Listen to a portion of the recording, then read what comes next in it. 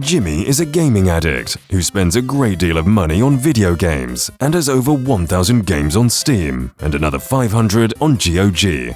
He once used his high-interest credit card to purchase Hogwarts Legacy and a plethora of DLCs. The problem was that he didn't have the money to repay before the billing cycle ended, so he began accumulating debt.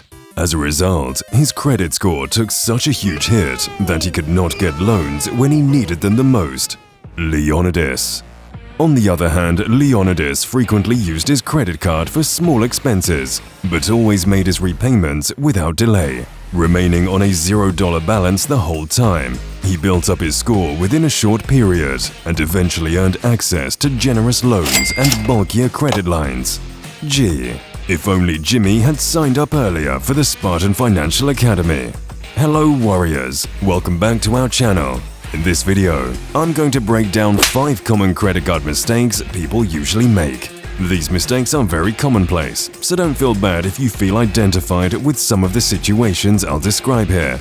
I made some of these mistakes myself, but as you become financially adept, you'll learn to read certain patterns. With time, you'll have the necessary skills to heed all the warning signs you'll encounter in your credit card adventures.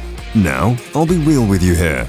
Credit card companies are reckless, and they're definitely out to get you. Financial institutions are some of the slimiest and most unmerciful beasts in existence, and they don't give you a penny for free. No, God! No, God, please, no! Remember that. To be even blunter, they don't give a crap about you. Understanding all this is critical to surviving in this hostile environment. That said, let's dive right into one of the first and most common mistakes many beginners make when getting into credit cards: carrying a balance. Number 1 is carrying a balance. Now, there are situations in which you may feel obliged to borrow large sums of money. For example, you might cope with certain life or death emergencies, like replacing flat tires or buying your special other's birthday gift. You can probably also include medical bills here too, depending on where your priorities lie. However, you'd want to make sure you repay as much as possible within the shortest timescale. Otherwise, you might end up accruing a substantial debt from your card's APR or annual percentage rate alone. Also, you should only incur this type of debt in case of emergencies. Don't be like Jimmy from our intro example and spend it all on Steam games. That's cringe, bro. Anyways, I digress. Now, you should know that some cards actually offer 0% APR as an intro reward for a specified period, so you can make the pertinent calculations to ascertain whether you'll be able to pay that debt before the offer ends. But carrying a balance has another unfortunate side effect. It'll produce a considerable dent in your credit score. This is because, for all intents and purposes, you owe the bank some money. Yeah, boy. And 30% of your FICO score reckons the amount indebted to your creditors. So, what's the solution to this conundrum? Well, in the ideal world, you'd pay off the entire debt. However, we don't live in the ideal world, so the best you can do is try to pay more than the minimum monthly payoff. Stop it. Get some help. What? What the fuck? Rinse and repeat until you get your balance back to good health again. The good news is you won't need to wait until the next billing cycle to make your credit card payments, so you can elude some interest charges in the process. Another way to salvage this situation is by transferring your balance to another credit card with a lower APR.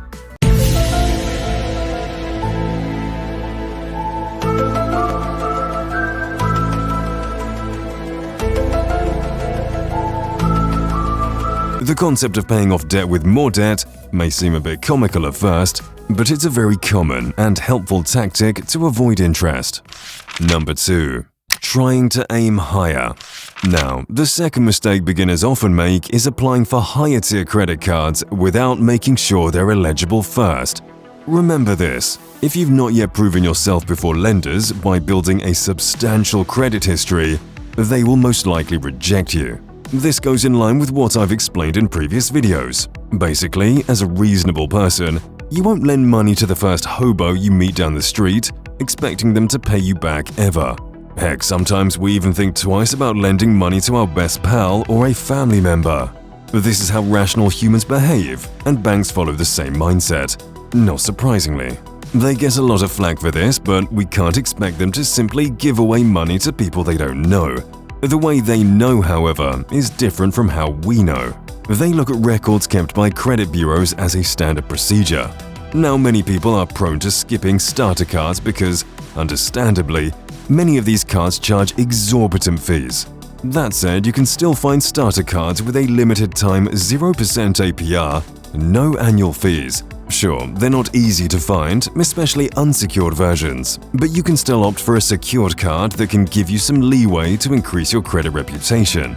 We already covered what a secured card is in previous installments, but it bears reinstating. So basically, a secured card is a card that requires the holder to make a security deposit before using it. Some issuers would demand the entire credit line amount, while others allow you to deposit just a portion, depending on your credit behavior.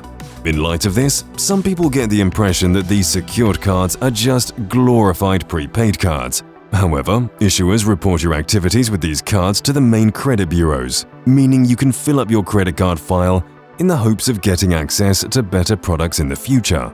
Now, that doesn't mean you should outright discard better card offers if you already have them pre-approved. Sometimes, depending on your cash flow, you can get some juicy offers right off the bat. Just don't expect that to happen unless you start with less appealing alternatives, especially if you are just entering adulthood. This segues into the third mistake, which is ultimately related to this one. But before I go any further, I would love to ask you to please like this video if you're enjoying it so far. Also, subscribe to Spartan Financial Academy and click on the bell so you receive notifications every time we post new content. Number 3. Sticking with your starter card. So, as I was saying, our third mistake is heavily intertwined with the one I just described.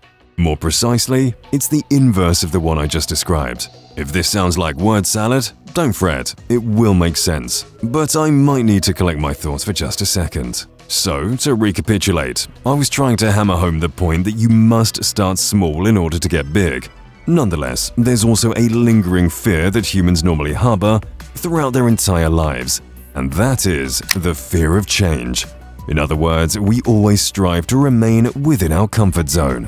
In our financial journey, we tend to apply what is called the tried and true principle. But financial journey should be about improvements, and that's why you shouldn't be afraid to experiment with better credit options when presented with the chance. Hence, it's a great mistake to think that by sticking with your starter card, you'll fare just as well, or even better. On the contrary, you'll reach stagnation and you'll never thrive financially. Evidently, you won't improve your credit score either. But there's yet another factor to consider: the rewards. Up to this point, you are probably getting the equivalent of breadcrumbs. But come on, you don't want no stinking breadcrumbs. You want the whole darn tuna sandwich. Or chicken if you're allergic to fish. Trust me, the rewards you'll get with those upgraded cards will make it all worth it, and you'll forget just how underwhelming the rewards were with your beginner card, or non-existent in many cases. There's one small caveat though: getting rid of your old card so suddenly might temporarily hurt your credit score, as that would reduce your account's average age, all the while increasing your utilization rate. But upgrading to a better card doesn't necessarily mean you must discard your old plastic, or at least not immediately. You can stick with the old card, even if you don't use it, and simply wait a prudential period before closing your account. Number 4. Not reading the fine print. So, moving on. This fourth mistake might sound cliché, and it kinda is, but it bears stressing. Not reading the fine print. Ever wondered why so many service providers use fine print in their agreement drafts? Well, it's not precisely to save the environment from dangerous VOCs, that's for sure. Some argue that the purpose of fine print is to expand upon the main terms of the agreement without using up too much space. Now, while technically speaking, this might be the case, it's seldom used for just that. Let's not fool ourselves here. At the end of the day, most of these institutions will use fine print to have their way. They also have the support they need to jump through all the legal loops as they go. Remember, unless you're George Soros or Elon Musk, you're the weakling in this relationship. the banks will continue doing their thing, and there's nothing you can do about it, at least for the time being. Hence, it's your duty to ensure that you have all your flanks covered. For this reason, it's absolutely vital that you read every credit card agreement down to its smallest jot and tittle, no matter how long it takes you. Don't be fooled by the promotional content and the big flashy words these issuers use in their ads. Now, at this juncture, I believe I should illustrate what I'm trying to get at with an example. So, imagine reading 0% APR on a billboard printed in big, bold letters. This naturally catches your attention, as the avid billboard reader you are. So you go over to the issuer's branch office near you and ask for more information. Long story short, they win you over and you sign some papers. After that, they give you the plastic and you start swiping that thing like crazy. Lambos, parties, Dogecoin, the whole 9 yards.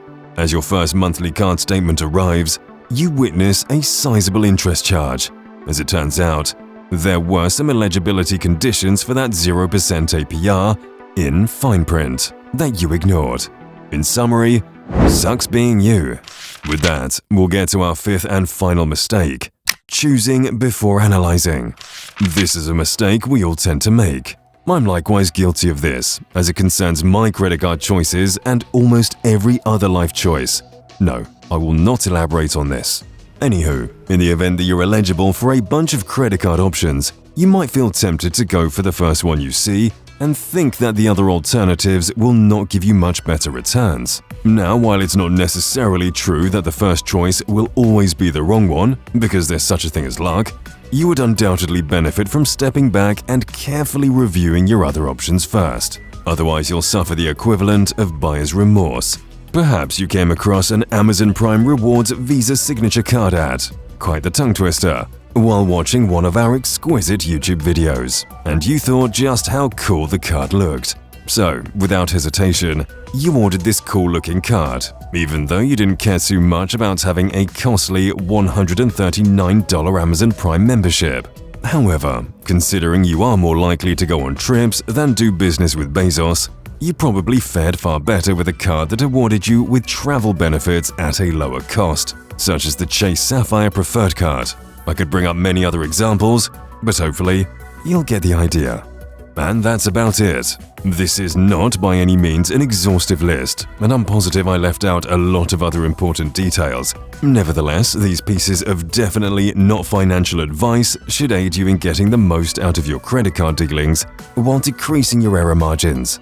After liking this video, as you should, please take a moment to answer the following question in the comments. Did you A. keep your starter credit card, or B. get rid of it as soon as you upgraded to a better one? I'd love to read your insightful stories. Also, don't forget to subscribe to Spartan Financial Academy and click on the notification bell so that you stay up to date with our magnificent content. Until next time, peace.